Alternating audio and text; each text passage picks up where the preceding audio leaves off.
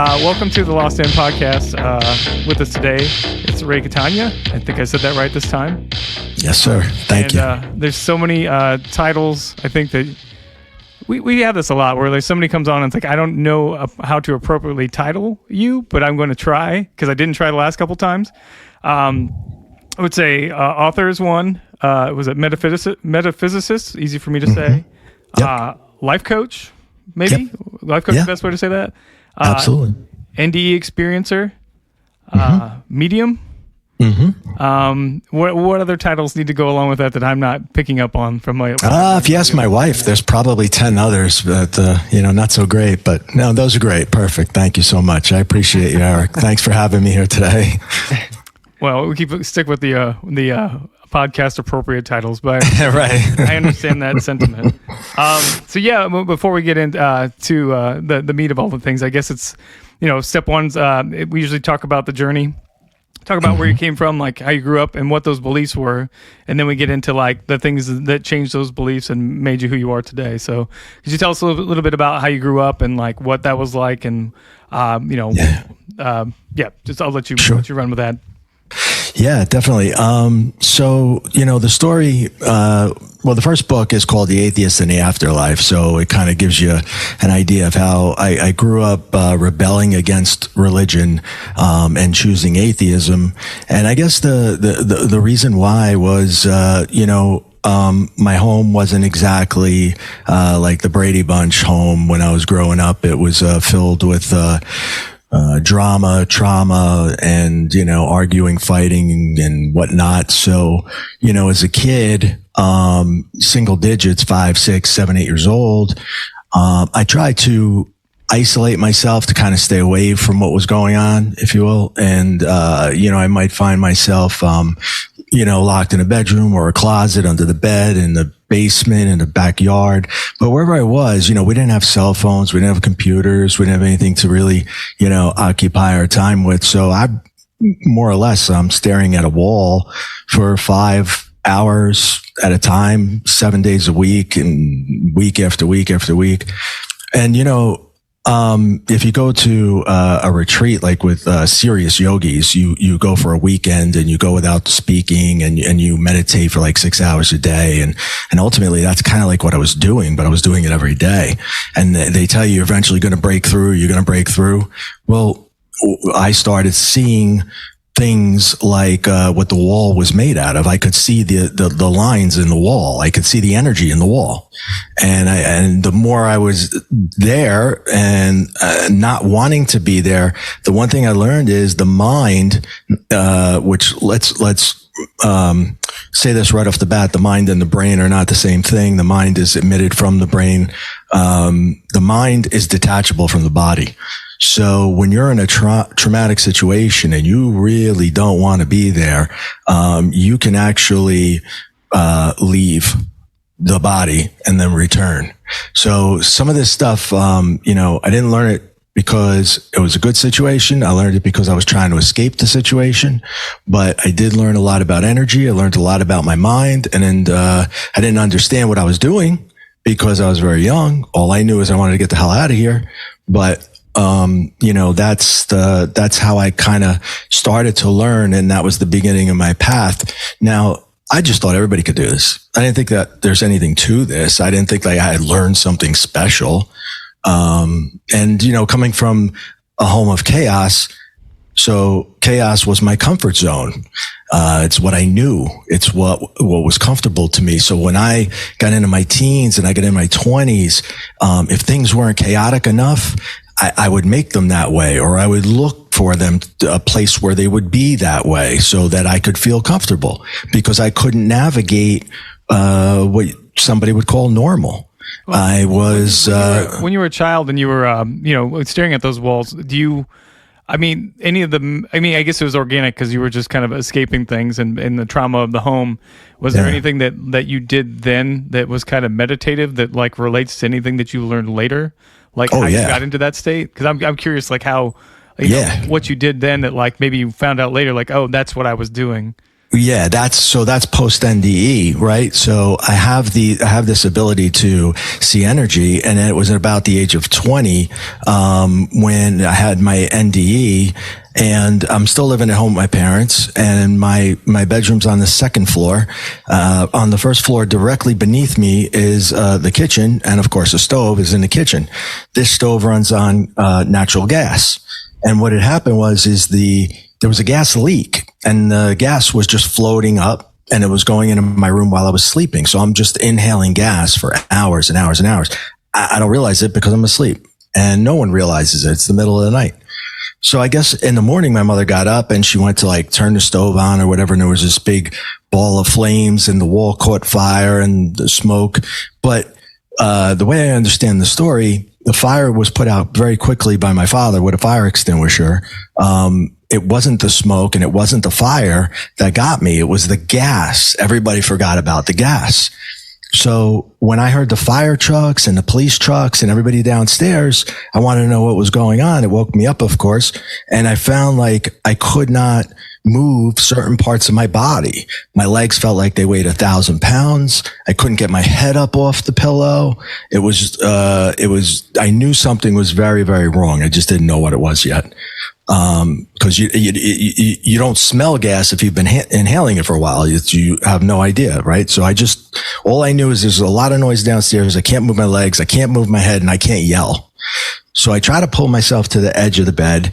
And as I get, it's like inch by inch by inch. And finally I get to the edge and I tumbled out and I landed face first on the ground. That I know. I hit it and I felt myself hit the ground, but there was no pain at all. The second I hit the ground is the moment I was out of my body and I was above it and I was in a corner and I'm looking down on my lifeless body. And I'm not scared because for some reason I feel very peaceful, very calm. Colors are very vivid. Sounds, everything is enhanced. All the senses are enhanced, right? And adjacent to me on the other side, the other corner, is a white light that's shining on the energetic me, not the dead body, the energetic me. And it is, it was euphoric. It was love and painlessness and, beauty and just like all beautiful things. It was, the euphoria was so intense. And I just wanted to go into the light. I mean, I was drawn to it. I wanted to go into it. And there was a being at the end of the light that said, it's okay. You can come into the light. It's okay, Ray. And I don't know if it was a guy or a woman. It was just an energy being. I could not see much of anything. But I started to go into the light because it felt great. And it's at this moment, as I start getting a little further and further in and it feels better and better, my father comes rushing through the door. He kicks the door in and he scoops me up and he's yelling for the paramedics and he's distraught and he's crying and he's screaming, my son, my son, my son. And now, we didn't have a great relationship, to say the least. And, here's this moment where I see him, hugging me and holding me and showing this compassion and love. And this was not, his normal routine by any means. And it kind of like, I think it got to me and I felt, the man hugged me maybe 5 times in my life. And one of them is when I'm dead. And I felt like if I could get back there that, I might have that kind of relationship with him. So I asked the being at the end of the light if I could go back. I mean, I started negotiating. I said, I can't leave him like that, is what I said. I said it over and over. I can't leave him like that. So I made it about him. It was about me. And so I woke up and I wasn't in that room anymore and he wasn't there anymore. I was on the living room floor and the paramedics are just going crazy with their tools and equipment and whatever the heck they're doing. And they're yelling, bring up the truck. We got to get this guy out of here. Come on, let's go. And I'm like, guys, stop. Whoa, what are you doing? I feel great. I feel fantastic.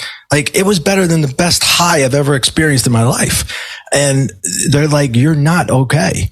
you're seriously not okay. We're going in. And I was like, but did you hear the voice? Did you see the light?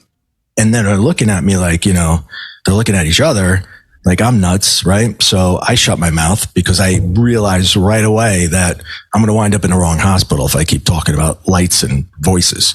So I shut up, just like the first time I told somebody about the energy in the closet. That didn't go well either. So I was crazy then. I'm crazy now.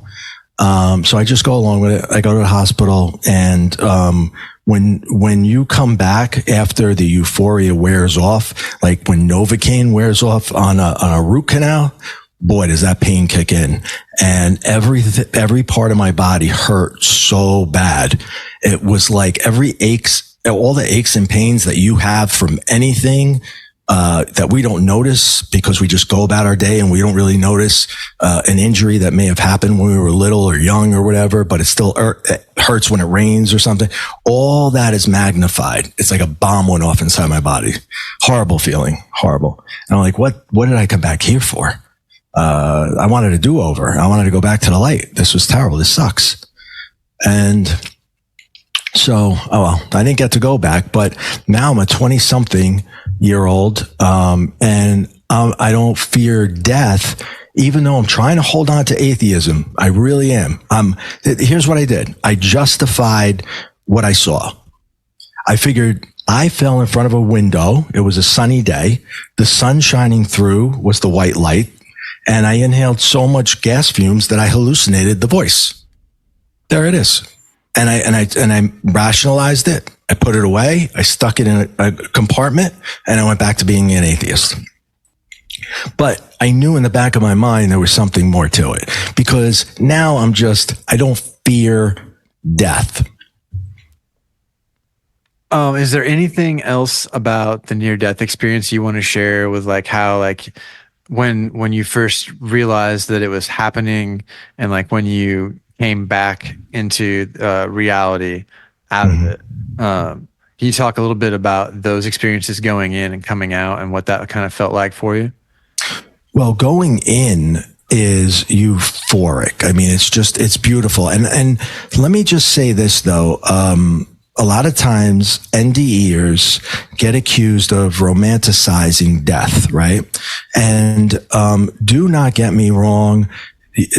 Life is precious, and there's so much that we get to do with life, so if anybody's got this silly idea that you're going to end yours and go into the light, you're coming back. Okay. And when you do, it's going to be worse. So get that out of your mind right now. Okay.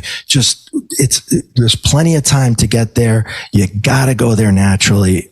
And when it happens, don't think like, you're just going to end it and it's going to be this beautiful thing. It's not going to happen that way. There's karma and there's other things you got to deal with that you're going to come back to a worse situation than you're already in. So, we have to reach that enlightenment. And then when we do, like the Buddha said, it was his seventh life, and it had nothing to do with the number. It just had to do that's when he reached enlightenment. And he's like, I'm not coming back. So I need you disciples to move forward and teach this to other people.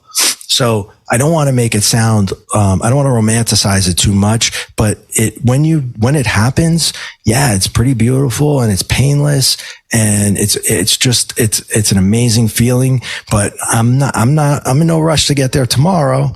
But when I do, I'm not going to worry about it either. So, right. Yeah. Very cool. Very cool. Yeah. I get the romanticizing part, like, because I mean, it does change you. Like after you experience that, I'm sure your idea of death changed, or like your perception or how you would feel about it. And how you feel about life also.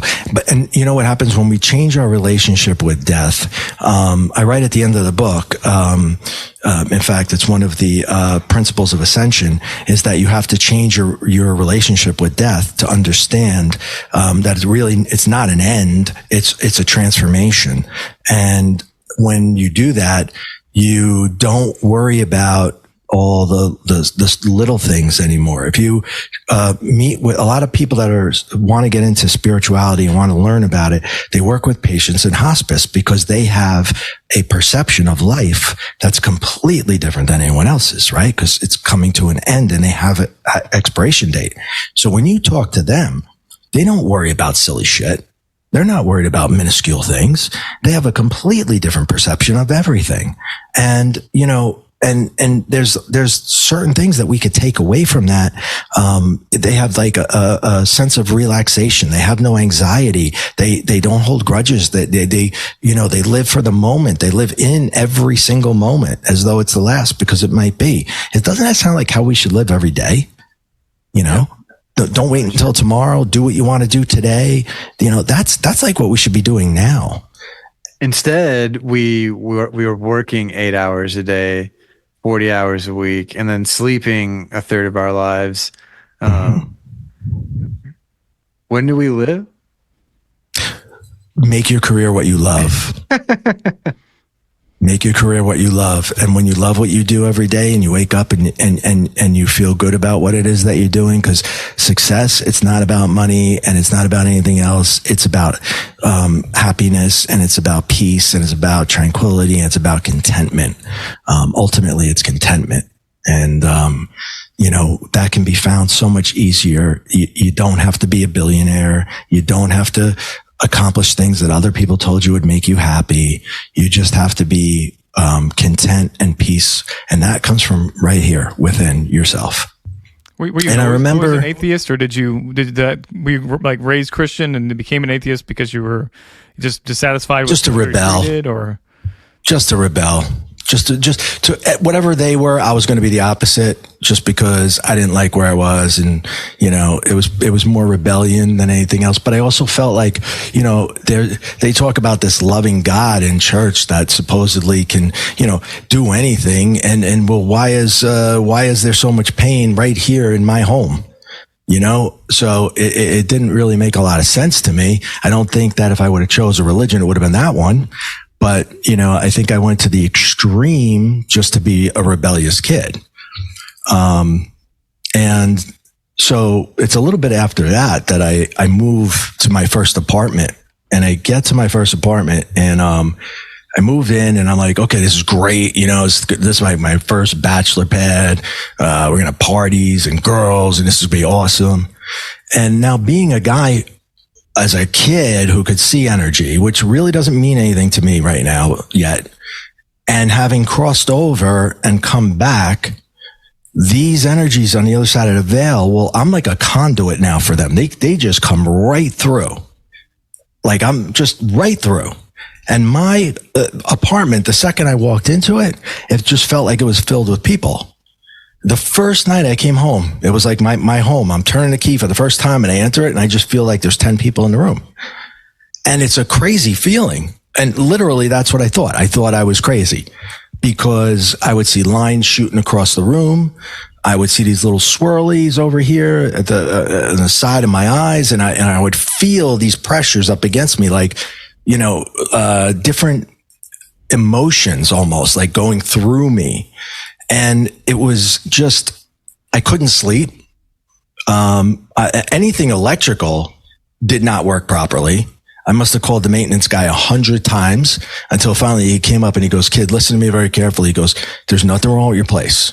Don't call me again. You're crazy." And I said, "Oh, okay." So here I am, crazy again. Did you lose that, when did you lose that sensitivity? Like when you were a kid? Cause like, you were seeing the walls for lines, or for what it was, and for lines. You still had that the whole time, but. Oh yeah. Yeah. I just thought it was normal. And that sensitivity back then was not like it is now. Okay. Now it's like when it was, I had to be in a certain state to see what I saw and feel what I felt. Okay. But now, because I had the NDE, it's game on, right? They're like, okay, he can see us. Let's go. Everybody come on. And it really, and the only way that I could shut that off was drugs and alcohol. So I became a heavy drinker, and I would use any drug that would knock me out and get me some sleep, because I could not sleep in that place. So I'm trying to make it about the place to the best of my ability. And I get another place and I can't wait to move out of this thing. And I leave in 10 months. I got a 12-month lease, but I was out in 10. The insomnia was so bad. I was roofing myself to go to sleep. That's what I was taking. And I got to the new place and I'm like, okay, this is going to be the place. This is it. It's going to be great. We're going to, parties and blah, blah, blah, blah. Well, I get to the new place and the exact same thing happens again. So it's not the places, it's me. Ray's haunted. That's what it is. Whatever it is. Actually, at this point, I'm thinking I'm nuts. I'm losing my mind, right? So what do? More drugs, more alcohol. Were the things you're seeing, did you think they were just like ghosts or imaginary friends, or Well, I know now that they were the energy of deceased beings. But in the moment, I don't know what the hell's going on. And I can't tell anybody because every single time I open my mouth, I'm crazy. Somebody will say I'm crazy. So I just completely shut down and drank and used whatever I could find. Did you have any of that when you were a kid, as far as imaginary friends or any conversations that weren't with people that were present? Yeah, but nothing like this. Okay. Not on this level. And it's going to make another jump in several years. So, what happens is a few years later, I don't know exactly how many, I'm approaching 30. I get married. I have 2 kids. Now I got to get my life in order. I can't live a lifestyle of not caring if I live or die. I can't be an alcoholic. I have to make all changes. I got to get a real job. I put myself in some really bad situations. And I had to just end all of that for them, because now I do have a reason for leaving. And my reason is them, those 2 boys that I brought into this world. So I checked myself in a rehab. I drove myself to rehab. Who does that? I drove myself to rehab. I said, here's my keys. Do not let me out ever until I'm good. And that's after that, I went back to college. I finished my degree and I got a really good job in New York. And then I came back to Jersey and I got an even better job and I worked my way up the ladder and I did very well. And what had happened is we kind of had like this ceasefire between me and these beings, because they know I can't help them. I don't know what I'm doing. They know I don't know what I'm doing. So there's no point in continuing to bombard me with stuff, because they're not getting anywhere. Right. And that's all they really want to do at the end of the day, is deliver a message to somebody. And I can't do it. And they know I can't do it. So they're still floating around, but not as intrusive. And it stays this way. And this goes on for years, and I'm raising my kids. I don't tell anybody I can see anything. I don't tell anybody anything. Again, it's just squashed in the back of my mind. And, I don't know if I'm losing my mind or if it's, or what it is. I have no idea what any of, I've never studied this. I didn't look it up on the internet. I just ignored it until my marriage broke up pretty quickly, I think in the 3rd year, and I had custody of the kids, the primary anyway. And so, and I did well in the business world. I did good. I did well for myself, and I took care of my kids and gave them everything that I possibly could. I like to think I gave them a better life than I had. And I, decide, as I'm approaching, I'm in my 40s at this time now, and I decide that they're older, so I'm going to date seriously. I'm going to try to actually find somebody to fall in love with. So the way I do this, I go on the internet, right? And I'm looking for one of those dating sites to join. And I'm going through all the different sites. And when you go to one of those sites, they give you a couple ladies that live in your area to try to entice you to get you to join that particular site, right?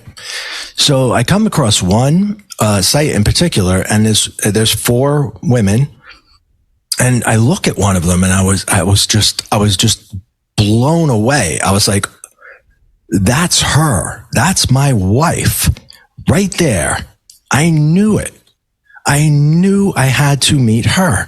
So I joined the site and I sent one email only. And I told her, and I said, listen, my name's Ray. I'm only sending one email. It's to you and you only, because you're my wife. You just don't know it yet.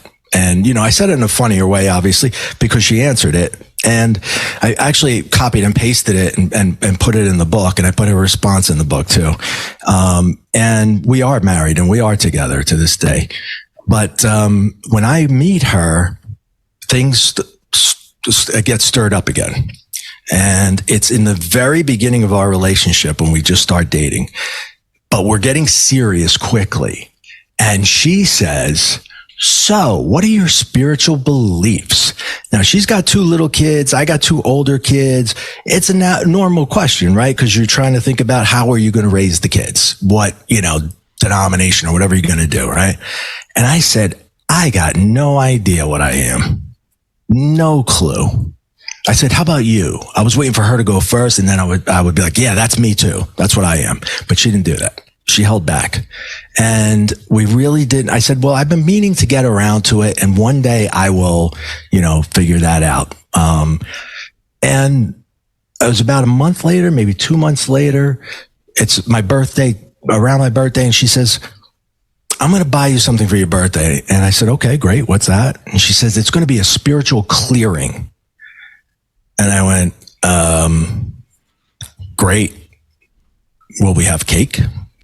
I don't know what this is. I have no idea. She proceeds to tell me that it's about aligning my chakras and my energy and this and that.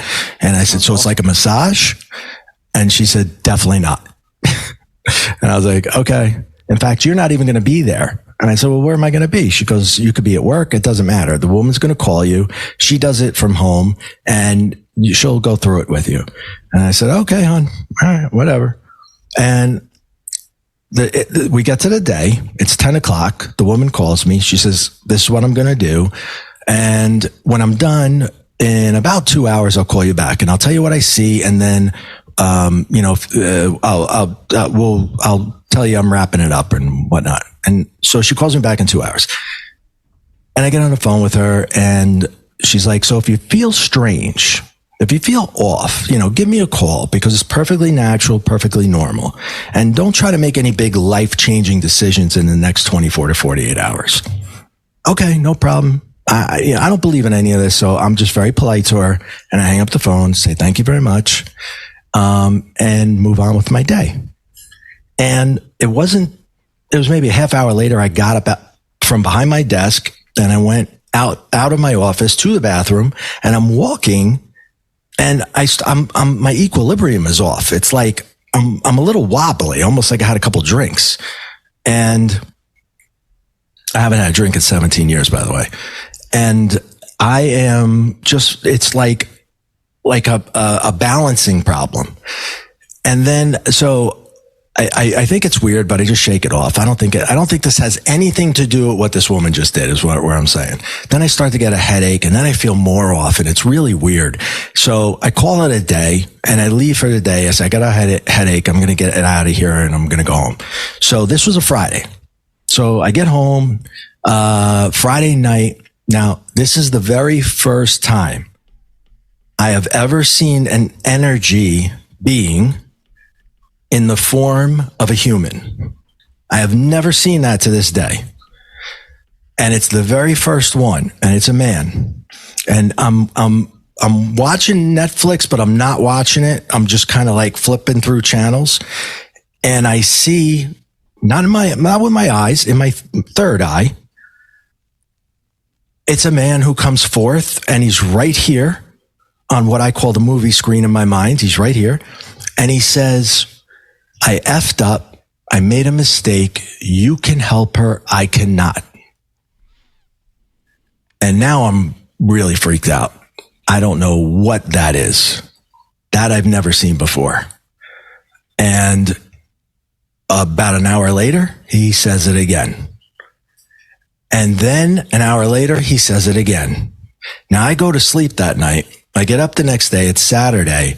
And it's almost like every hour on the hour, he's coming back and I'm watching this same video loop. It's like 8 seconds that I have to watch over and over. By Sunday, it felt like it was every 5 minutes. Now, I don't know if that's really true, but that's the way it felt to me. It was almost a constant. And I couldn't drive. I couldn't have a conversation with you or anybody else. I could not just be normal. And the breaking point for me is when I was paying for my stuff in a particular store, and I took out my credit card, and I don't know what I did exactly. Maybe I don't know, froze or something. But the girl behind the counter says, "Sir, are you okay?" And I said, no, I'm really not. And I took my card back and I walked with my head down to my car and I sat down and I said, okay, this is it. I am officially crazy. I'm insane. I'm losing my mind. Do you know what the woman that was doing the cleansing was doing that like caused this? Do you have any idea like what that process was that affected you that was remote? Remote spiritual clearing is, in fact, it's similar to what you have done if you're on a table. They are aligning your chakras. They are taking out any blocks that you may have. And when you're removing blocks, especially chakras, the crown chakra in particular, the energy comes in and goes out of your body through there, right? So she's more or less tuning me like a guitar. And I'm a guy who can see energy and a guy who's been on the other side and came back. So it's almost like you just opened all those things that I had just kind of shut down here, that you opened them up like a fresh wound again. And this is the first time I can see what looks like a person, but I know, is energy. It had to have been like different for you because if you'd not researched or any of these things, that you assume that like they took one of your socks or something and like one of your part of your hair and like set it on fire. It's like almost like witchcraft to target you somehow. Not nice, I just say like that's the movies teach you that. So when somebody's like is messing with you remotely, I would think that there's probably lots of thoughts going through your head. Turn you into a voodoo doll, or I didn't see that. I really didn't think of it that way. I thought of it because I had so many experiences before that I just figured, it's all on me. It's just a progression of my insanity. And now I'm at a point where, I'm probably going to die and I have to get my affairs in order. I got to make sure that my kids are taken care of. And I knew that my brother had a package and I wanted to make sure the will was in there. My do not resuscitate was in there, because do not resuscitate me again. I am going to that friggin' light and nobody's stopping me this time. So I made sure I had that in writing, and I made sure that he had everything so that when the day came, I was prepared for my kids. And that's where my head is at in this moment. Now, what do I tell this woman that I just fell in love with? Basically just started getting serious with her, and I'm about to tell her what? I see people. I see dead people. What am I supposed to say? And, if all of this is not enough, let me preface this by saying, she is a doctor of psychology and neuropsychology by trade. You just can't make this stuff up. Yeah. So the woman I love is a doctor of psychology. I'm going to sit with her and say, "Hi, hon, I see dead people," right? She's going to run for the hills. And this is what I expect, but at least I figure I'm going to get the help that I need. Perhaps if there's any cure for whatever the hell it is that I'm dealing with. So that's what I expect that she's going to say. Call this guy. He's a great doctor. Never call me again. But that's not what I get. The same woman that bought me a spiritual clearing. And she said, "Tell me about it." And I said, "Okay, well, the guy, he's like a big husky guy, and he's got a beard and a mustache, and he's got jet black hair, and the shirt that he's wearing, it looks like it's from like 1991. It's around 91. And he says, 'I effed up. I made a mistake. You can help or I cannot.' And he's right here, like almost dead center, which later I learn is, no one's dead center, but always on an angle." And she says, "Oh my God, that sounds like my dad." And I said, your dad died around 1990 or something. Didn't you tell me that? And she's like, "Yeah." Now I'm thinking, she's nuts and I got to get the hell out of there. And, she's like, no, really. Yeah, I've been to mediums before, and this is, he's come through. He comes through just like the way you said it. And I said, "But he doesn't look anything like the picture that I saw that was on the mantle in your living room." And she said, "Wait a minute. That's a very old picture. Let me show you what he looked like before he died. And she goes through the phone, sends me a picture, and I look at it and I said, you know this guy? And she said, that's my dad. And my heart just sank right into my stomach in that moment. And a part of me wanted to be relieved, but I'm not really at that particular moment, because now what am I? At least insanity, I understand, right? This medium thing, I have no idea what that is. No idea. Nor did I believe that anything like that was ever possible. I would make fun of that shit if I saw it on TV, excuse my language.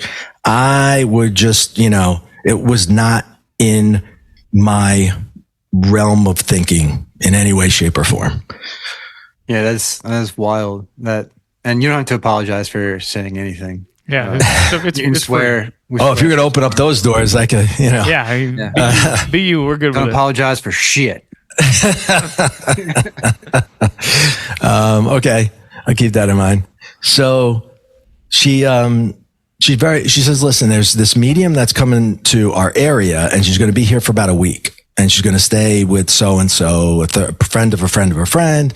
And why don't I book a session for you and me? And you can kind of just talk to her and compare notes. And I'm like, what have I got to lose, right? Might as well. So yeah, okay, I'll do it. Sound like a good idea. So we get there. And she says, you want to go first? And I said, yeah, I have to go first. Otherwise, I'm out of here, because I'm like shaking. I don't want to be there. There's sweat's coming down my face. I'm petrified. I mean, I've been dealing with this my whole life. I'm ready for another person to just tell me I'm crazy, and then I'm going to shoot myself in the head. So I go in and I say, hi. I introduced myself. I said, hi, I'm Ray. And she said, oh, you're that Ray. And I said, what? She goes, tell me what's happening, Ray. And I said, well, I'm losing my mind. I'm completely insane. I see things that aren't there. And she laughs. She chuckles. She goes, so do I. Let's have a seat. Tell me more about it. Very calmly. And I said, well, the first thing that happens is I get these vibrations, and they're either low and deep, or they're high and they're tingly. And then I start to see the lines, going across. Sometimes the temperature will change just a little bit in a room. And then like the movie, it's like a movie screen that opens up in my mind. And she's like, stop. What? I said. She's like, that's exactly the way I see it. We all call it the movie screen, and we all see the movie screen. And I was like, holy shit. And I didn't know what to do in that moment, but I felt relieved. And she said, I'll tell you, when I was young, my parents had me institutionalized for being schizophrenic. So I understand no one believes you. And I was like, oh my God. And I just wanted to hug her. Because here's this other human that went through what I went through my entire life, understood me, and could relate to me. And this was the first time, and I'm like 48, 46 at this moment, and somebody finally understands what it's like. So she took me on, and she became my mentor for the first year. And thank God she did, because she taught me how to navigate, how to turn it on, how to turn it off, how to, different practices that I could do to reach higher levels if I want to speak to guides, as opposed to just, regular folks in the fourth realm who are coming to me. And, she explained to me why they come. They just have a message to deliver. And by the way, if, in hindsight, when I gave my wife, who wasn't my wife yet, that message that the man told me, right? Her dad, it went away. He went away. The message was gone. No longer was it like every 5 minutes. It was gone. So she said, yeah, that's all you had to do was deliver the message. That's all they want. And I was like, oh, that makes a lot of sense. So when I wouldn't deliver the message, he got more persistent. She's like, exactly. And I said, okay. So I learned a lot from her in that first year. And then it was the next year, the next birthday. Here it is, my birthday again. Something always happens. And my wife says, let's go away for your birthday. And I said, okay, great. She goes, where do you want to go?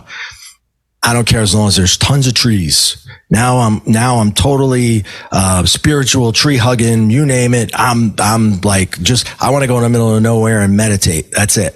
I don't want to, people, just trees. Do you still have the same normal job, everyday job, or did anything change for I that? still have it at that time. I still have it. Yep. Still got it.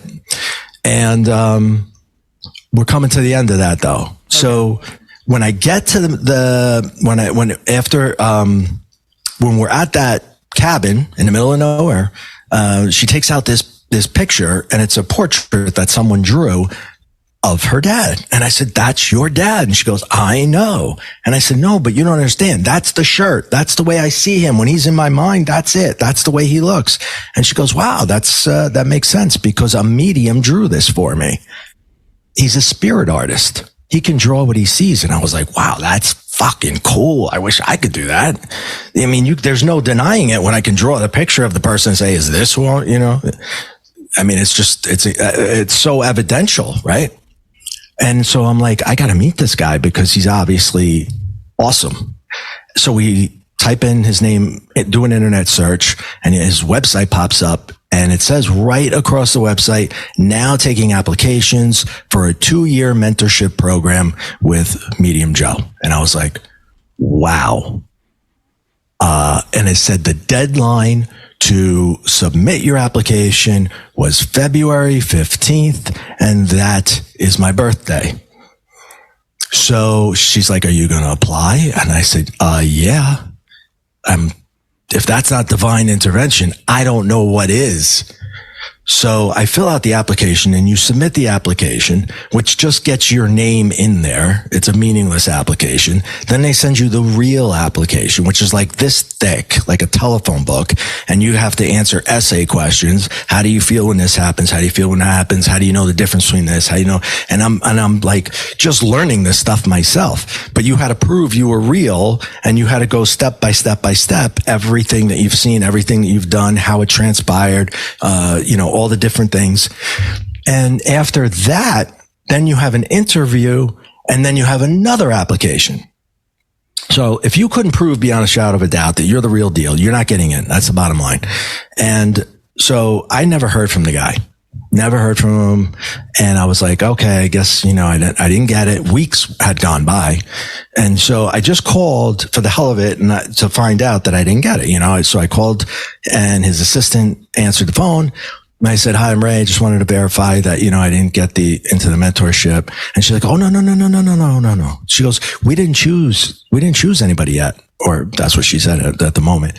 And I said, oh, she goes, there's hundreds of applications.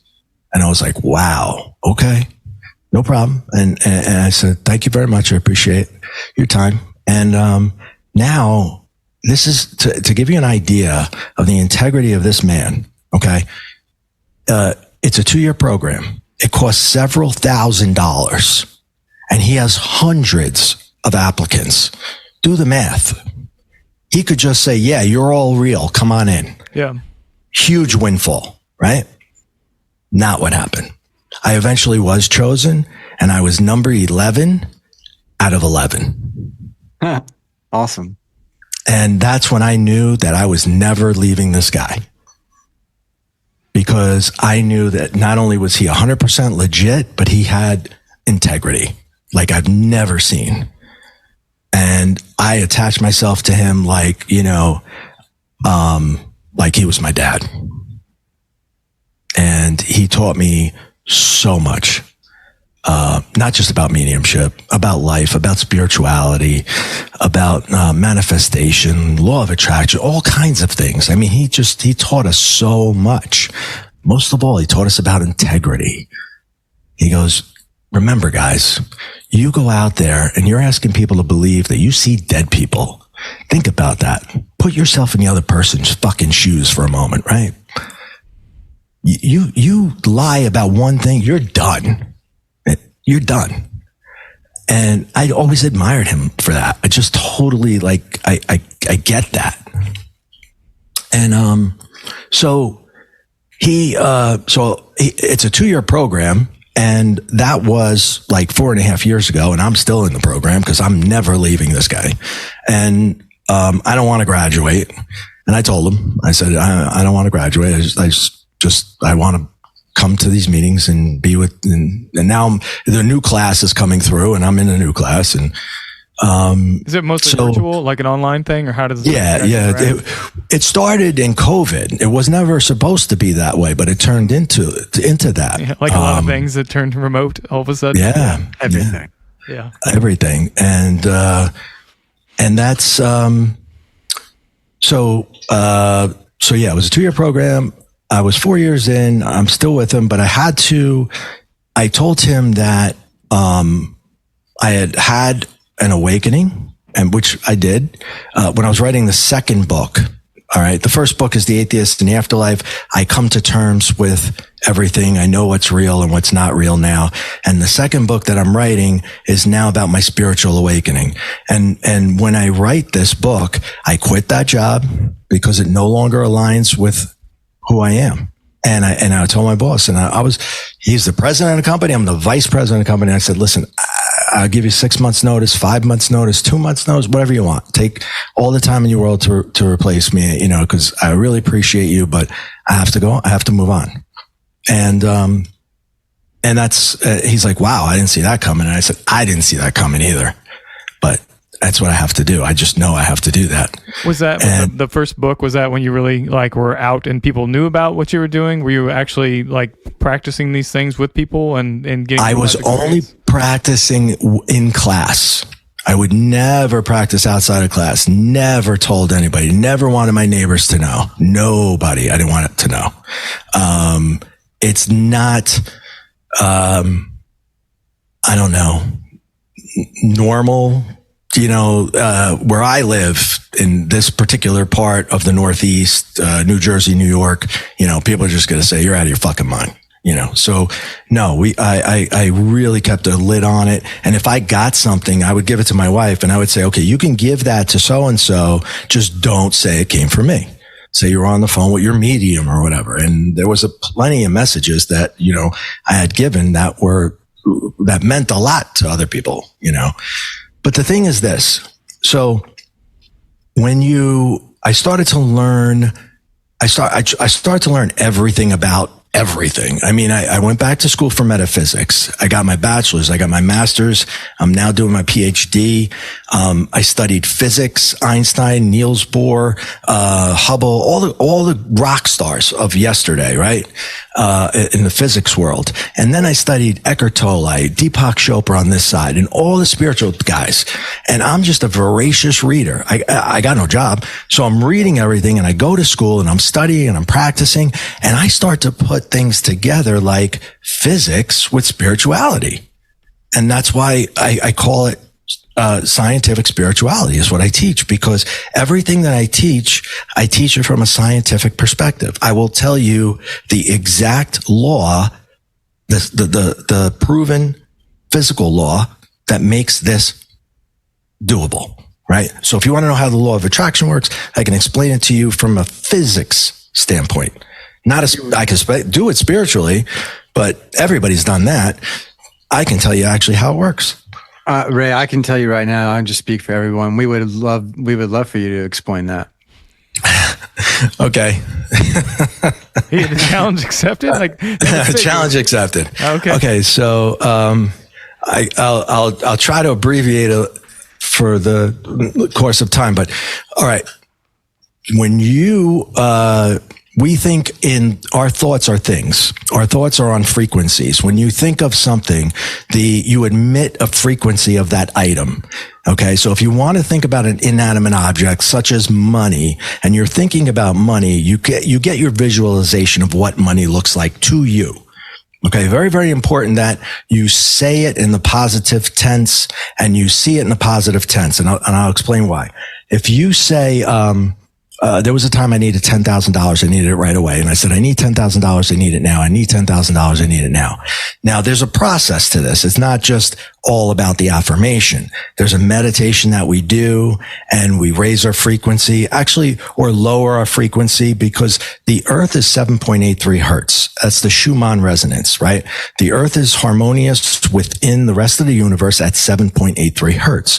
You and I are probably vibrating between 10 and 15.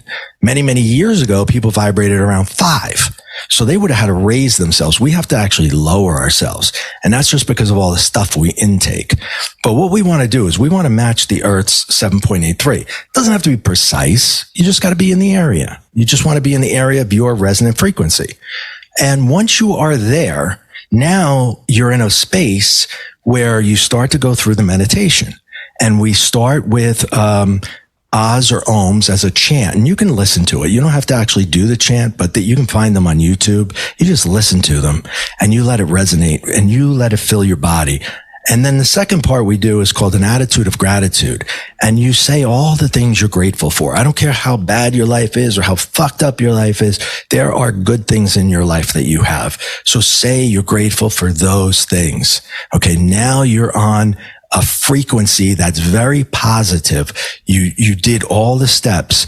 You're going to go back to your ahs. Why are we using ahs? Because it's the sound of creation. And you are a part of God and God is a part of you. And if you don't want to use the term God, pick another term. It doesn't matter. Jesus told us that. And he was right on that. 100%. You are a creator. You have the right to create. So if God is your partner and he's not doing his job, then tell him what you need. And don't ask pretty please and don't say 10 Hail Marys. Say, listen, I need 10 grand and I need it now. There's nothing wrong with that. I'm starting to see now The Wizard of Oz is about manifestation. You're God. We're all God. A little piece of me, a little piece of you, a little piece of everybody is God. Okay, but I didn't get to the physics part yet. So you're looking at the money and when you see it, I want you to use all 5 senses. So I want you to smell it. I want you to touch it. I want you to taste it even. Okay. And when you get that visualization and you send that out, it's going to find a match. It's going to find the same frequency. And that frequencies are going to attract and they're going to connect. How do we know this? Because if I pick up my cell phone right now and I dial your telephone number, what's going to happen? My phone is going to change frequencies to your phone number and your phone's going to ring and you're going to answer and say hello and we can communicate and send things back and forth to each other because we're on the same frequency. It's that simple. And a radio that you have a satellite dish, right? Remember the old radios? You used to have to dial it in to get the frequency. And if you were off a little bit, right? If you were off a little bit, it was static. And then you get it back in and you're like, okay, now you get the information you want because you're on the same frequency. Everything works like that. Everything works on a frequency. There's an infinite amount of frequencies. So when you align with the frequency that it is that you're looking for, whatever the it is, it's coming to you. Okay. So why do some people say it doesn't work? I'll tell you why. Because you have to stay in the frequency for the majority of the day, for a good portion of the day. And what's going to take you off that frequency? A driver that cuts you off and you're going to get all mad because your emotions are going to change your frequency. You're going to get pissed off and you're going to start yelling at that guy.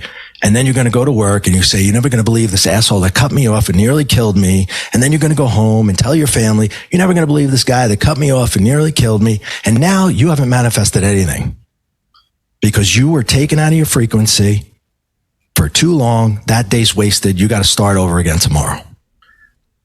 But when you get to a point where that car cuts you off and you don't care anymore because nothing really happens when a car cuts you off anyway, and you get angry for nothing and you stay in your frequency, that's when you're going to get what it is you need or what it is that you want.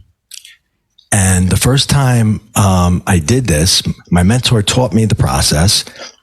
And my first kid was going to college, and the college I thought was paid for. And then they called me up and they said, you're short 10,000. When are you going to send us the 10,000? I said, what are you talking about? And they said, well, yeah, you owe us 10,000. He's going to live on campus and they're not going to let him move in unless I cough up to 10. So I had just learned this. So I said, okay, let's see if it works. What have I got to lose? And, I did the meditation. I did exactly the way I was taught. And I said, I need 10,000, I need it now. I need 10,000, I need it now. It's not for me. It's for my son. And I need it now. I need it now. I need 10,000. I need it now. I'm putting an exact number on it and I'm telling you exactly when I need it. Okay. It's not ambiguous in any way, shape or form. If you make it ambiguous, you're leaving wiggle room for something you may not want, right? And you don't ask, because if you're asking, the answer, you're leaving, again, some ambiguity. You cannot do that. You're co-creator. You got to demand what it is you want. So I do it 6 times that day, and nothing happens at all. And my other son comes down and he brings me the mail, and I quickly shift through it, right? And I see a letter from my accountant. And now I'm annoyed, right? Because I'm like, you're not listening to what I'm saying. You're giving me a tax bill when I'm telling you I need $10,000. Did I say it wrong? Did I do it wrong? And I take the letter and I just throw it aside. And the next day I get up and I do it again 6 times. It's only a twice a day thing. You do it in the morning, you do it at night, but I'm in a hurry. I really need this. So the whole day I do it every chance I get. And again, I get nothing. So the end of the second day, I'm very frustrated, and I start thinking, who can I borrow from? Where can I take from? I'll just borrow it, put it back, yada, yada. And I said, let me just open the mail. So I opened the mail to see what the damage is on my tax bill. And my accountant had done my taxes, and every year I owe, because I'm a 1099 employee. So I take out the first letter, and it says, "Dear Ray, thank you for allowing us to do your taxes this year. You owe us whatever, something. Okay, great. But that's the bill." Next one comes out and it says, "Dear Ray, you've overpaid the federal government $8,200 and something cents and blah, blah, blah, blah, blah." And wait, I got to read that again. You overpaid $8,216.20. Okay. That I paid too much. So that's a refund of $8,200. And I'm like, whoa. I put that down. I take out the next letter. It says, "You've overpaid the state of New Jersey $1,860 something and something cents." It's 10 grand. It's just barely over 10 grand. I think it came out to like $10,016 or something like that.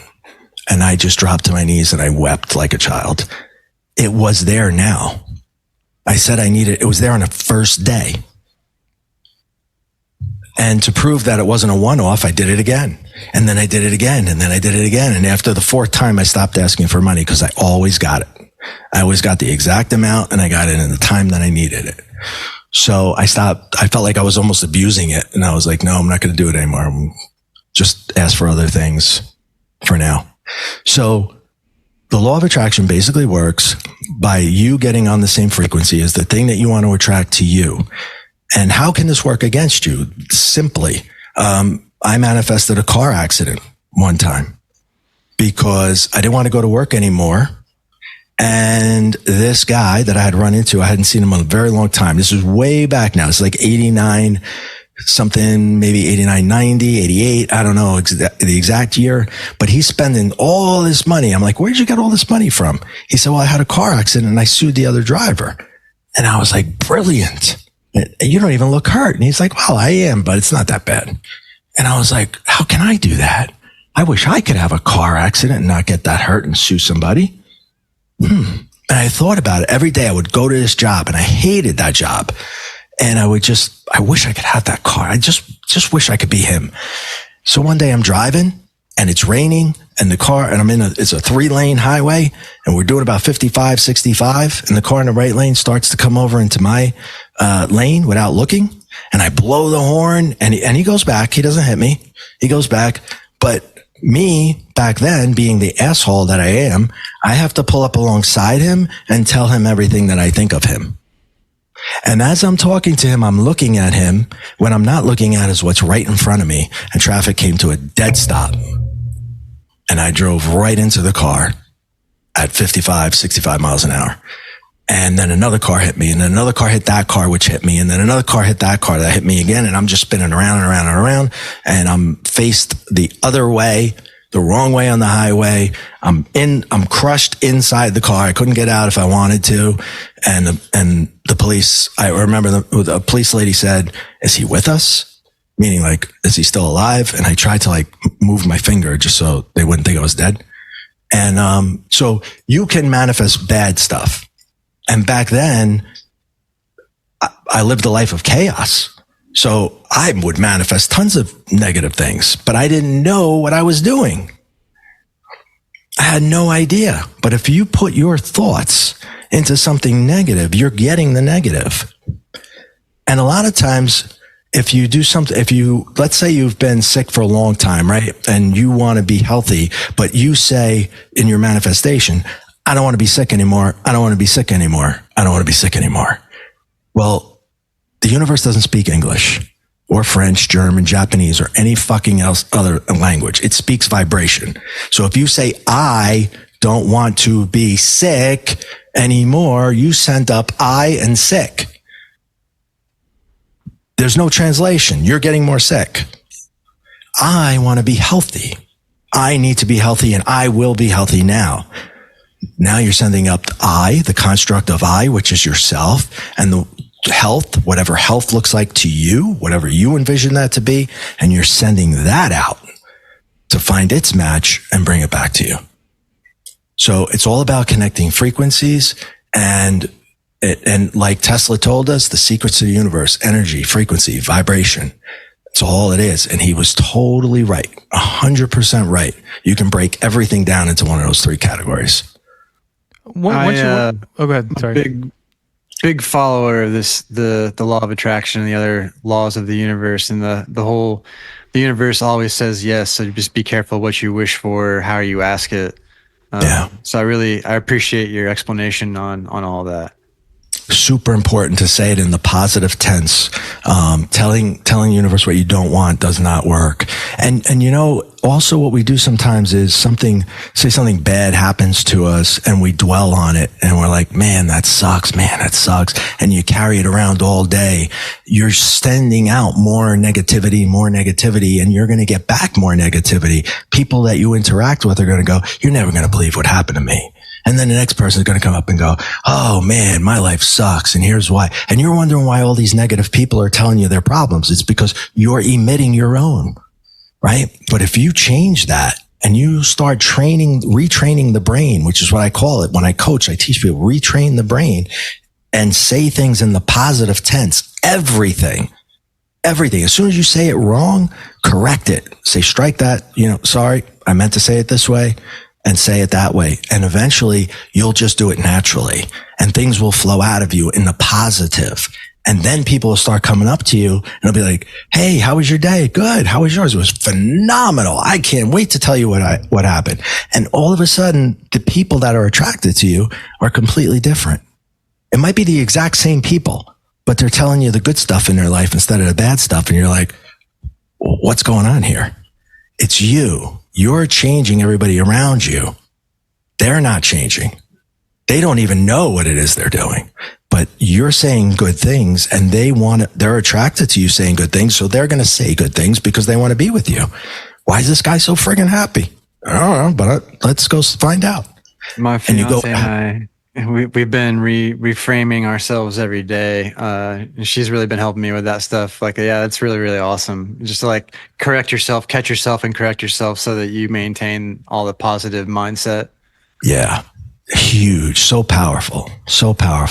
Because, like I said, you're a part of this universe. You're a part of God. You're a part of the universe. You're a part of the collective, whatever you want to call it. Your consciousness is a piece of that. That makes you co-creator. So you can create, you can make things, and you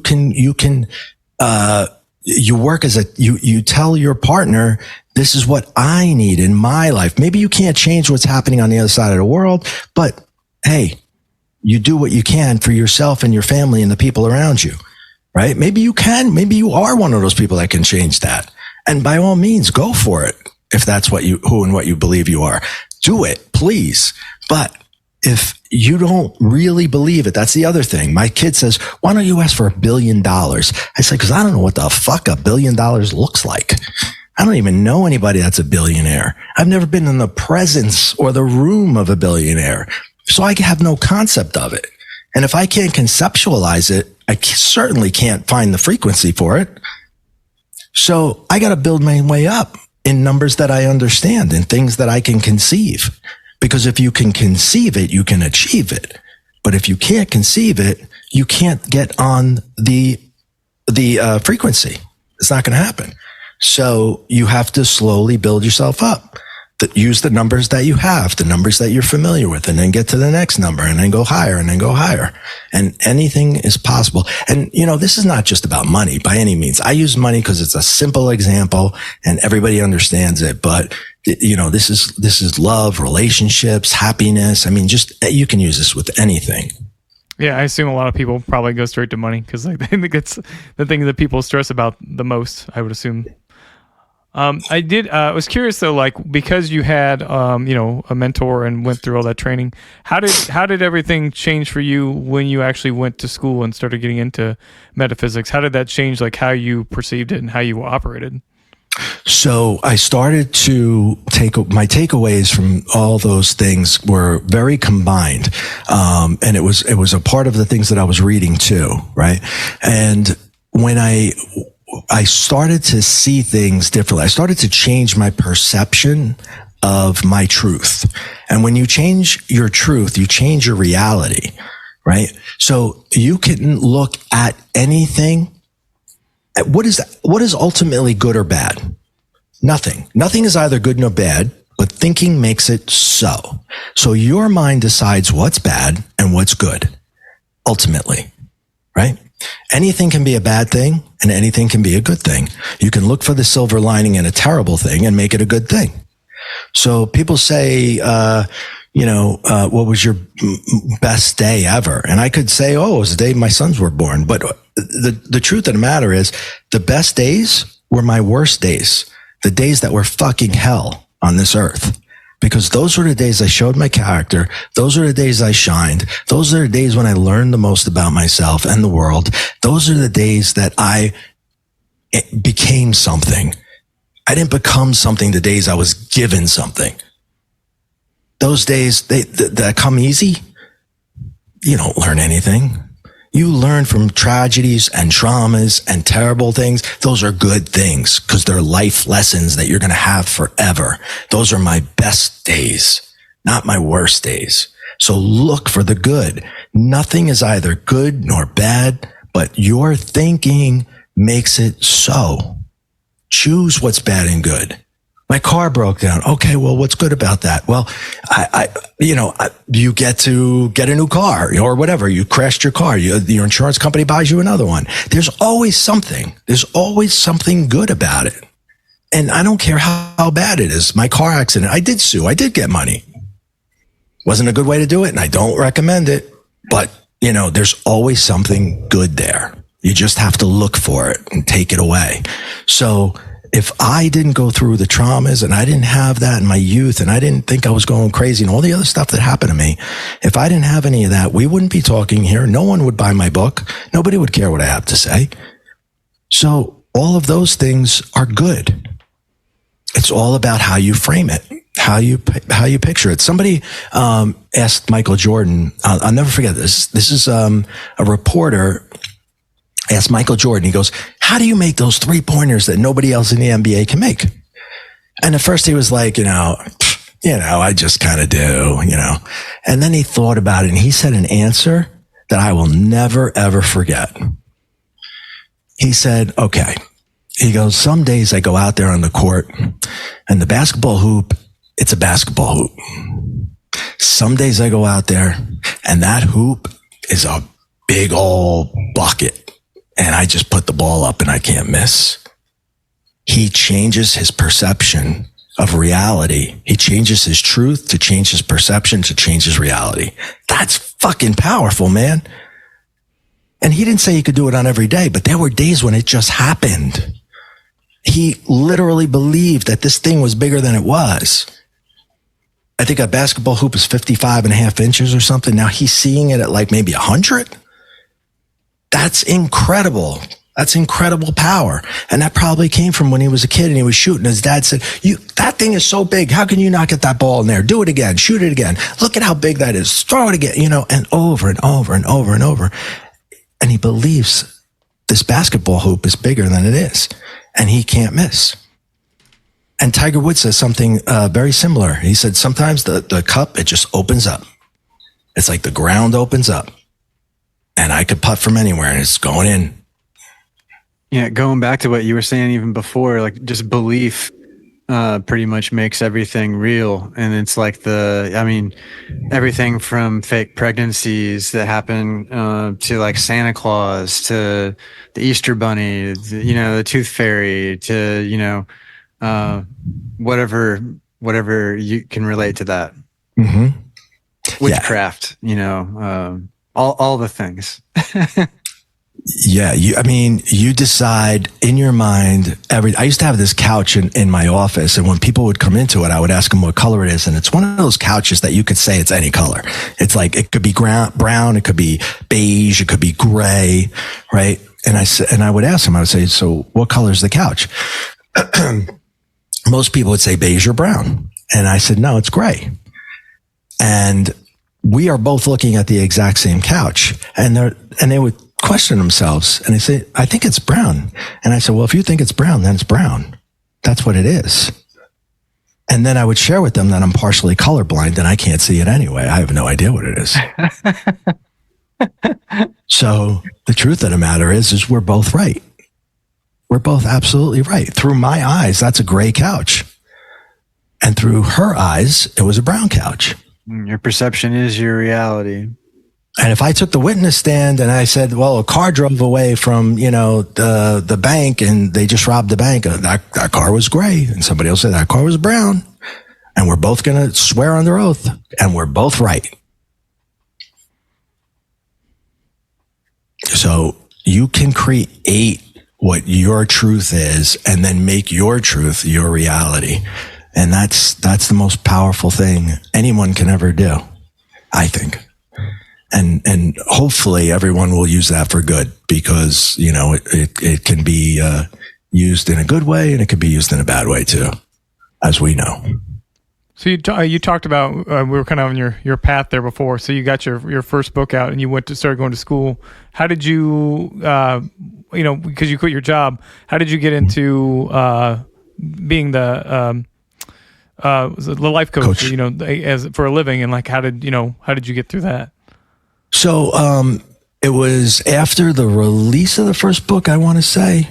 And while I completed my bachelor's in metaphysics, and that combined with the book, I had the qualifications to do life coaching, and I have a life coach degree as well. And I have a master certified in life coaching. So I got that. And I had the bachelor's degree in metaphysics, and the book was published. Then I was continuing with my master's at the same time. And you have to do, a certain amount of hours before you can actually, get the official title of life coach. If you go through the ICF anyway, which is like the governing body. So I was clocking my hours, and I had to do I don't know if it was 100 or 500 or whatever it was. So you keep track of them, and then you send it in. And it just kind of grew, because anybody that read the book kind of, gravitated to the what was in it, and a lot of people could relate to it. And there was a lot of people that had suffered trauma. Maybe they weren't mine, but they had suffered trauma, and they found a spiritual way out, like I did. The book really started to give credibility to everything. And that's where my clients started to come from. And remember, my wife's a psychologist. Yeah. So I worked in the office right next door, right? So she would take the kids and she would give me the parents. And because she's like, listen, you can heal these people in 2 months. I've seen this guy for 2 years. Here, take him, cognitive therapy, that's old. That's in the past. Now we're in metaphysics land. It's not, we know how this universe works, and we know how to manipulate it. So it's not about, you can dig and dig and dig, and, it's great to do cognitive therapy, and I'm not saying there's anything wrong with it. God knows I did it for 20 something years, but it seems to never come to an end. You never get to where you want to go. Right. That's the problem with cognitive therapy. It never ends. It is a profession, not necessarily a cure. Yeah. And you had experience with psychedelics and stuff on the way as well, right? Like I think you when we talked, you said you sat with ayahuasca and tried different things that kind of helped you get to where you needed to be. Well, So what happened is my wife actually found that, and she went through an immense transformation. I witnessed it. I had already gone through my transformation, but I did try psychedelics, and I did get trained in entheogenics. Officially, I am a shaman because I could talk to dead people, and I know about the medicine, and I received this. In order to get this medal, it was given to me by my shaman. I had to go to Peru and climb to the top of Mount Machu Picchu. And this is actually kind of a funny story too, because when I was a little kid, this is how the ego works. I had overheard my mother say she was deathly afraid of heights, and so my whole entire life, I said to everybody I was deathly afraid of heights. And here I am, 50 years old, 50 something, and I fly to Peru. I can't wait to get to the top because the elders of the tribe are up there, and I'm going to get my healing rights, and they're going to give me this, and it's going to be official, and this is like a huge moment for me. And I climb right up, and I get to the top, and we have the ceremony. I climb right back down, and I said to my wife, I'm not afraid of heights. It's my mother. I was carrying her shit around with me for 50 years. I'm not afraid of any. What the fuck? You know how many ladders I didn't get on because of her? I mean, it's ridiculous what we believe. We take other people's shit on and we think it's ours, and we carry that stuff. And that's what awakening is. You break away from your ego. So about psychedelics, that's what it does. Some people, they can't do it through the meditation, and they get stuck, and that kind of opens you up, and it just removes the default mode network, and it allows you to see things that you wouldn't normally be able to see because you have this ego dictating what's going on and telling you what to do and what not to do. And your ego doesn't know shit. Trust me, your ego is not you. It's everybody else in your life that told you what you were, that told you what you should be, that told you what should make you happy. It's all fake.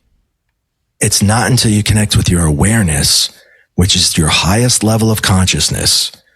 And we call it awareness because we're aware that we have an ego. We're aware that we have a thought. We're aware that we have an emotion.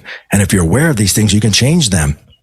So use that. Your awareness is connected to the collective. That's your direct connection. They called it the God mind in college. It's the God mind. It's the direct connection. So instead of going to your subconscious for information, which is where your ego is going to go, and take it from there and tell you you're afraid of heights, go to your awareness and let that guide you. That guided me right up the mountain, not even thinking about anything else. And don't get me, in Peru, if you fall off a mountain, you fall off a mountain. There's nobody to sue. They just sweep you up, Well, one didn't make it. There's no rails. There's no guardrails. You're going up the mountain. Super jealous of that, by the way. That's an amazing achievement. I've really wanted to go to Machu Picchu my entire life. It's awesome. Amazing. You just feel the energy in the land as soon as you get there. Incredible. Very high up though, the altitude, like it's, you notice you're breathing heavier, so prepare. Bring all your my wife had all these, this stuff that you put in the water to help oxygenize you or whatever. I was drinking all that stuff. But beautiful place. Absolutely beautiful. So you just see like the psychedelics as part of the ego killer, and just something to, if meditation and those things don't work for you, that's just something you've tried to elevate that. Yeah, it worked very well for my wife. And like I said, I watched her go through the transformation. I helped her through that transformation. I watched things that, she developed. It was a huge awakening for her. Now, maybe I already kind of had mine, but by the time I met the psychedelic, but it could have done the same thing for me. But I watched it in her because, she's my wife, and I watched her very closely. And I also participated in the facilitation of bringing her through that, because it came very naturally for me, moving energy through a room and, and moving it through a human body and moving stuff out and moving stuff in. It's just, it opens the mind so that it can connect with places that it's never connected with before. I have a question about the moving energy. So I experience what they call synesthesia, which is related to sound and color. And I've had that since I was a kid. I had real trouble explaining to my friends when I was younger of that phenomenon that I was experiencing, where I kind of like felt all of the frequency and light and sound around me, sort of like. And that's why, like, when I record, I don't know if Eric knows this or not, but like when I record music and capture tones and microphones and stuff, it's like literally I can see where it's flowing in rooms. But I don't like literally see that like visually, like it's not like in front of me, like a rainbow of color or whatever. It's just like an understanding, a connection, I guess. Yeah, totally. It's not, you don't find this frustrating, do you? Do you find it annoying or do you find it pleasant? I love that. Yeah. Okay. It feels like I just, home, like I wanted to make sure because when on the other side, you can hear light and you can see sound. So you're halfway there. You're doing what we're not even evolved to do yet. And I couldn't do that until I crossed over. And coming back here, it's a very rare occasion that ever happens to me. So your mind just may be more evolved than an everyday person. Well, it's not the way I see it, but like, it does make conversation sometimes harder. Where like sometimes like a fan off in the background is the frequency of that is so much louder than like the person in front of me, and I just like what. Like I can't hear you speaking over that fucking fan. Like, so it does have some drawbacks. Yeah. So maybe I don't know enough about it, but I think that there's probably a way that, and I'm sure you've seen people to work on this, right? But there's probably a way to tune that in so that you can kind of pinpoint and zoom in on what it is that you want to zoom in and not the outside stuff. Kind of like the law of attraction where we focus on that item, in that particular case, maybe just focusing on the voice and the frequency of the person, not so much the voice, but the energy of the person. And that may push the fan in the back. I don't know if it would work, but it sounds possible. That makes sense. That I'm going to definitely have to try something like that. It works that way easily. Like the benefit is that when I try to like, mix music, that makes that part much more like I feel very connected to that. Yeah, it's part of me. But yeah, the drawbacks are like as I said. You're probably very creative, highly creative, and very good at what you do. I would imagine. He's all right. You can be modest if you want. He wasn't saying anything, so I thought I'd take a jab. I already know. Don't worry about it. I know already. I'm picking up on it. I'm picking up what he's putting down. Yeah. Joel also experienced an NDE in his life. I don't know if that changed anything for you, Joel, but if that was there before did. Or I did. So did 19. You did that kick in afterwards? No, this was before that. When I you first always had it? Yeah, I was listening to music and then realizing that I was hearing things in the songs that I hadn't noticed before. It was like age 14 or something like that. Wow. That's pretty cool. I mean, I realize how it could be annoying at times, but I'm totally looking at the positive side of it. I see. Absolutely. That's what I try to roll with. So somebody asked me, the being at the end of the light, and I've seen that being many, many times throughout the course of my life, because I've been in situations where I should be dead technically, but excuse me, that being has always been present there and told me how to get out of the situation before anything real bad happens. And somebody said, well, can you describe the voice? And I said, no, it's not a voice. It's just like a transmission.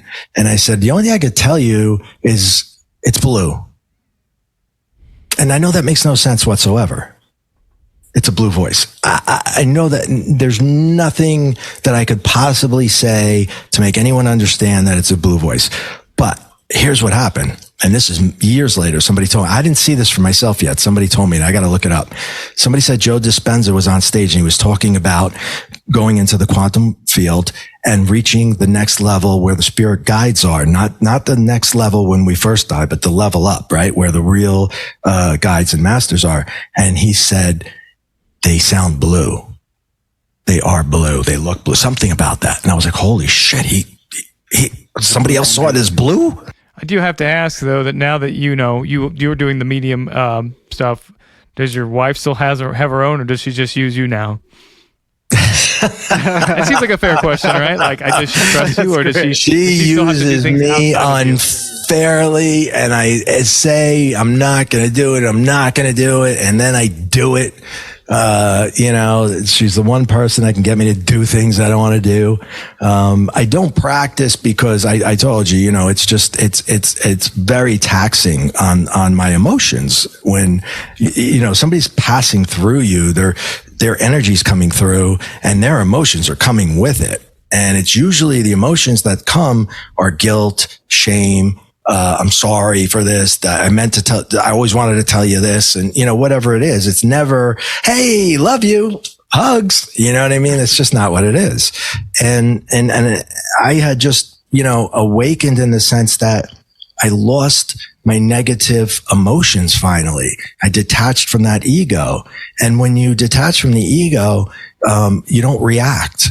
And if you don't react, you don't get angry. And and I'm not going to say I never experience anger, because I might, but it'll last for minutes instead of hours or days.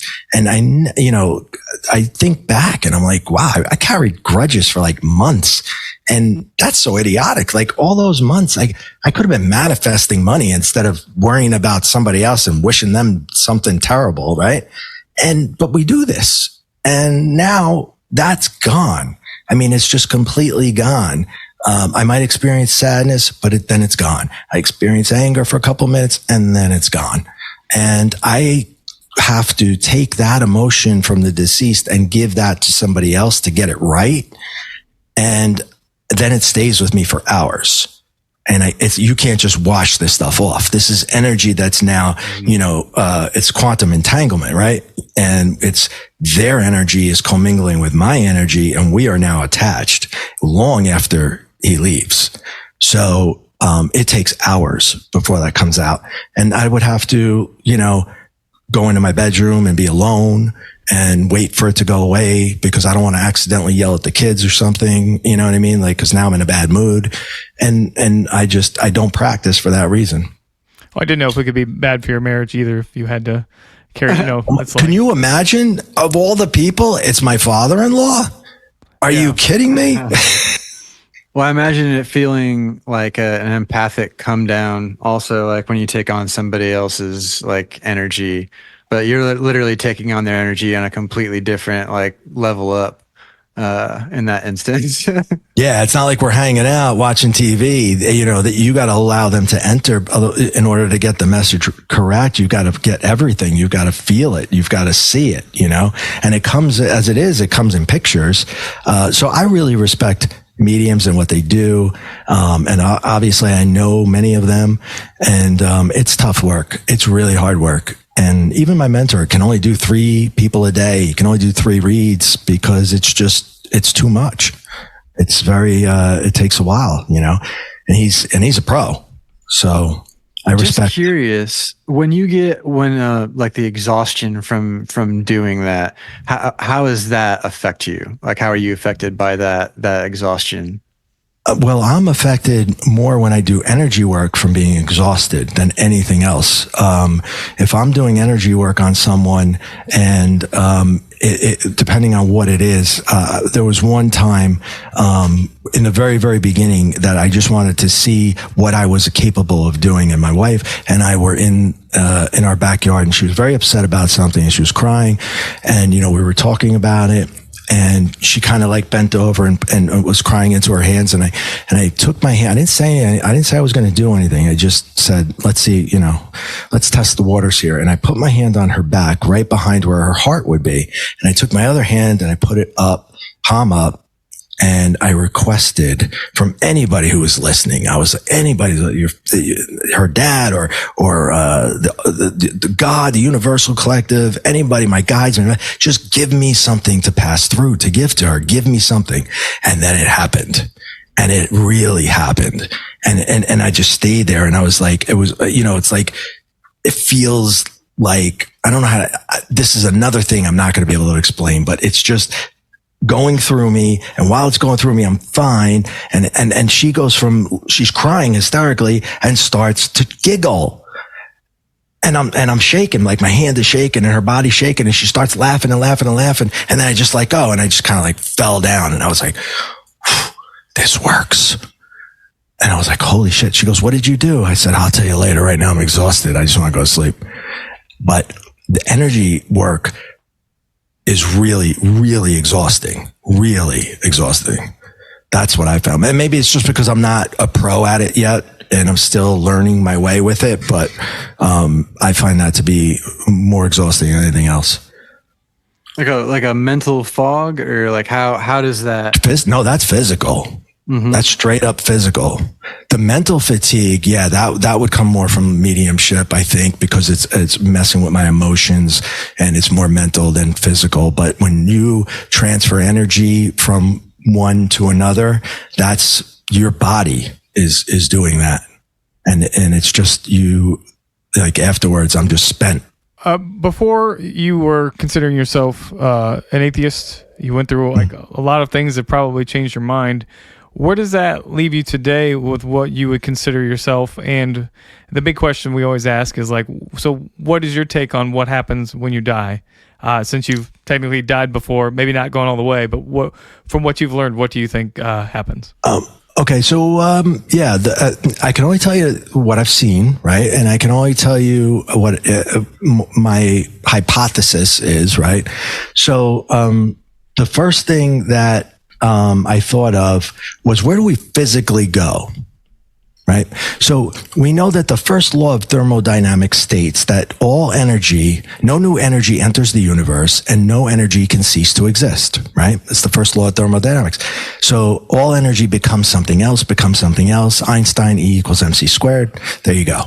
So now, if our consciousness is energy, which it is, that is emitted from our brain. Some would call it a spirit or soul. I'm calling it consciousness. Either way, it's energy, right? And when you die, it's going to leave you. So it has to go someplace. Where is it going? And I don't think I'm I'm not that smart. But I studied physics, right? And what they learned and what they tried to figure out is why the universe is expanding. It was like, technically the universe should come together and implode, but it doesn't. It pushes out farther and farther and farther. And his theory was that there's a dark energy that we can't see, touch, feel, taste, but it's there. And it's pushing the universe and making it larger and making it wider and making it bigger. And Hubble proved it, that he was right. Dark energy. Yeah. So wouldn't it just we have this dark energy, it makes up 69% of the universe, right? And we have this energy that leaves our body. We have no idea where it goes, and we have no idea how dark energy comes into light and being, but we know there's more of it all the time because the earth is stretching out, and the density of it is always the same. So if the density is the same and yet we're expanding, we're putting more energy in there. Where is it coming from? Why not the conscious mind? Why not the conscious being of beings, of animals, of whatever's conscious? That energy has to go somewhere, and we can't figure out where it goes. So I think the physical place, and that's why when we say, people are dead, they're right here. They really are right here, because dark energy is between you and me. It's between me and Jupiter. It's between me. You know what I mean? It's everywhere. So if that's the physical place, then I think there's different realms, and I only know of two, right? Because you have the fourth, and I'm just using numbers that other people have used. I don't know what numbers we're calling this the third, realm or whatever, what have you. So therefore, the next one's 4. Okay, so that's the only reason I'm calling it fourth, and that's where you go when you die. And that's when I can still see people as people, and they can communicate with me and they can give me messages, and I see them as the way they want me to see them. But in the fifth, this is where my guides are. Remember, I said the guy at the end of the tunnel. I can't really figure out what he is. It's just lines. It's not a he or a she. There's no human form. There's nothing whatsoever. It's just energy. It's just lines. And sometimes I see one, sometimes I see a panel of 3, sometimes I see 7. And I've had different experiences with the different panels. But they are in the next level. And there's a guy who explains it. I can't think of his name, but the way he explains it is, we all want to get to 5, but in order to get to 5, you have to become enlightened. And that's when you don't have to come back here and repeat Earth School. It's like we come back until we get it right, until we become enlightened. And then when we're enlightened, we get to go there, because now if we choose, we can guide and help other people, hence guides. So that is as much as I think I know. And I'm not certain about any of this. I'm just strictly telling you from my experiences and the things that I've seen and what I've kind of pieced together. So I feel all of that, very heartfelt. And I also have some theories of my own along with that expanding universe. I feel like, so if you think of the universe expanding in this larger bubble, and then I think at some point it has to reach, critical mass. And then I think at that point it would implode and then go back through and bang out the other side. And everything coming through just a large, giant black hole in the center of the universe, and then banging out the other side. Maybe that happens over and over in infinity forever. I mean, if you look at the infinity symbol, and think of the center point of the infinity symbol as where the bang is, then it makes sense going back and forth, back and forth. You take that further and think of balance. If you draw a circle around it, it also gives you a yin and yang. And it goes even further and further, and all the connections that go along with a cellular division and everything. It connects with atoms and how our observance of them changes how they interact. Coherence and decoherence. That's wild, man. That's cool. You might be onto something right there. That's very good. That's really good. It. I'm trying to collect more information about it with a friend of mine who kind of presented the whole implosion idea to me, and then I've gotten back in touch with them, and we're creating an actual scientific research article to submit to the community over it. Yeah, go for the Nobel. Who knows? You never know. I'll take a Nobel. You don't know. One of us will get this right one day and we'll wind up getting it. Somebody eventually is going to break through. And like I said, bring science and spirituality together. And it's going to be a huge aha moment for everybody. Yeah. And we're so close to being able to do that, but both sides are just so stubborn and won't sit at a table together and, kind of like work it out.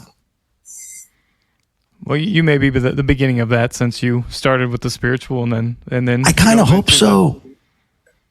I mean, I don't care if it's me. I just want it to happen. You know what I mean? Like, it could be me or anybody. I don't care, but it should be recognized. And there's a couple of people at the forefront of that. Like Dean Radin is a great scientist who's right at the forefront of that. And I met another gentleman just the other day who is working on, I want to get this right. He's trying to make it so you can see or find out every frequency of every cell in your body, so that you can find an anomaly before you get sick, before you get cancer, before you get something, right?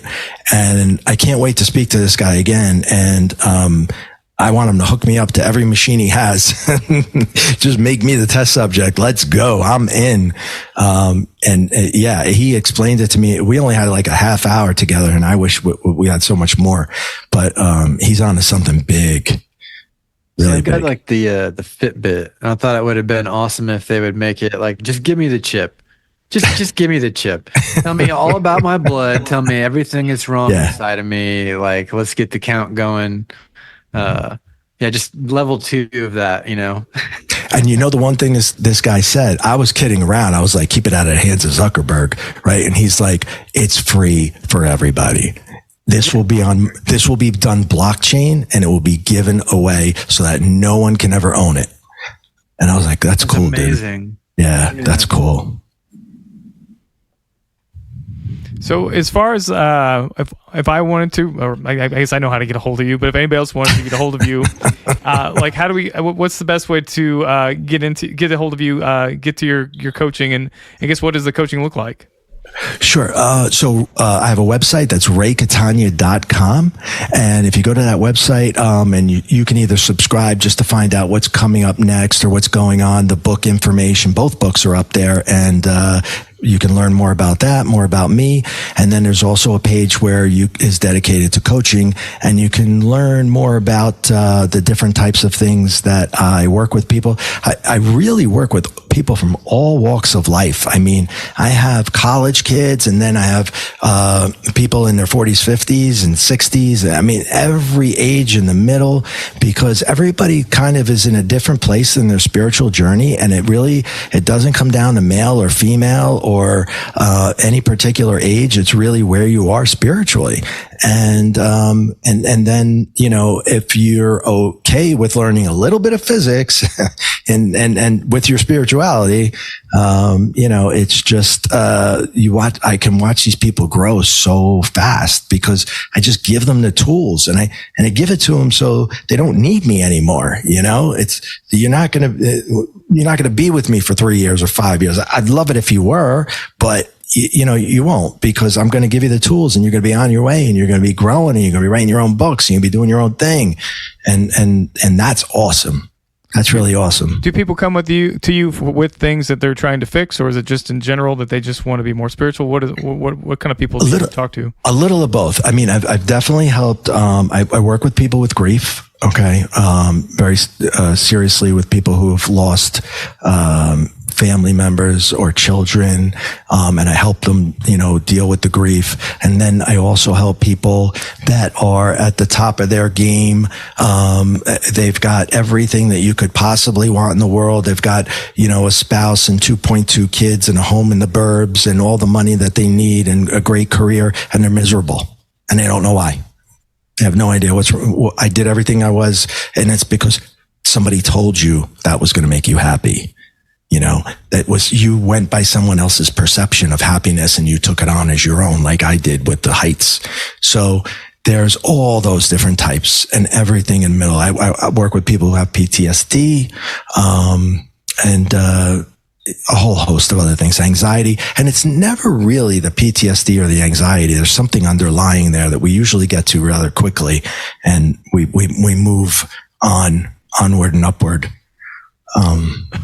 pretty quickly. Are these like group sessions or one-on-one sessions? How do you interact? So no, they're one-on-one. They're one-on-one sessions, and I do sometimes, like I do something on Sunday where I'll host a class for an hour, and I usually send that out to subscribers. So if you just put your email anywhere in the website to subscribe, you'll get an email stating when the next class will be, and then you can just jump on a class, and I cover like one topic. Like last week was manifestation, in fact, and we did the meditation together as a group, and everybody seemed to really like it. So awesome. that lets more people in. You know, it's just, I can see like 100 people on Zoom at one time. So and of course it becomes much less expensive. And if we didn't already give a shout out to the book, You're Still Alive, Now Act Like It. This book is really awesome on awakening your consciousness. My fiance is actually really, really enjoying this one currently. Thank you. Yeah, it's awesome. Thank you for saying that. That's awesome. I'm so happy. Thank you. Thank you, guys. We'll share all the links. So I always mess this part up because I was like, don't listen to podcasts, but we do one. But yeah, look, there'll be links around this thing that you click to play this, and you click on those links, and it will have links to your websites and to your books. And yeah, I really appreciate you coming to talk to us today. Like, I had a good time. Thank you, guys. Thank you, Eric. Thank you, Joel. I appreciate you very much. Thank you. There'll probably be a number 2 if you want to talk to us again. Yeah, I would love that. I mean, eventually there'll be a third book. It's going to be a little bit in the making, but it'll happen. It'll happen because I got plenty more stories. Nothing. This house just is crazy to say the least. And, it's just unbelievable that, we wake up the next day and it's like, it's exciting, to what's going to happen today. Like whether it's weird or whatever, it's just like we find the good, we look for the good. And, there's always something really cool that happens. And I always write it down and I keep a journal, and those journals, they become the books later on. So, that's really all it is just what transpires. And it's a fun life. Now it's a fun life. I could say it's a fun life. Yeah. You've escaped corporate America and you're finally getting to do what you were meant to do. Took 50 years. Anyway, thanks again for hanging out with us. We appreciate you coming on. We'll have all your links and things around here so they can get to know you and get to see what you have to offer. Again, all that'll be available. And if you're listening and you I have to say those things that like click subscribe and mash that like button. I don't know. I'm old. I don't know what that stuff is really. Smash that like button. But you should like it. And if you have, and we always say to people too, it's like if you have a story that you like to share, that you've had some similar experiences. We like talking to people. You don't have to write a book or be like a shaman and have the official medal around your neck to prove it. But we talk to people of all sorts. So even if you're just somebody who's had an experience that you want to share and you're a listener, then come join us. So it'll be fun. So thanks again, Ray. And we'll be in touch. Thank you. And we'll have to do it again. Thank you, Ray. I will. Definitely. I love that. Thank you. Thank you.